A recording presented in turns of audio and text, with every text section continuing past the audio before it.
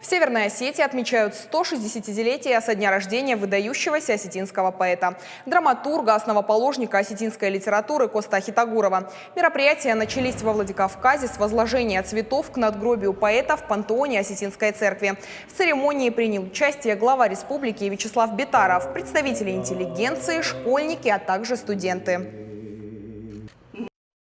Это душа народа. А общение с душой всегда бывает волнительным событием.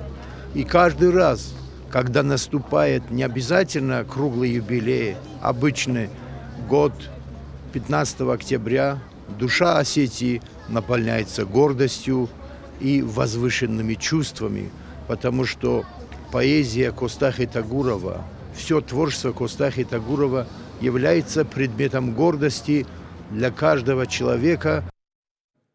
Живые цветы легли сегодня и к памятнику Коста на Театральной площади. О слове, которое стало голосом народа и не теряет актуальности, и сегодня говорили писатели, актеры, все, кого объединило творчество поэта. Илбездухло Бритаев, первый драматург, сказал такие слова: «Придет время, и имя Костахи Тагурова в каждом осетинском доме будет как свет, лампада». Это время пришло. Когда мы говорим «Коста», мы говорим что-то светлое,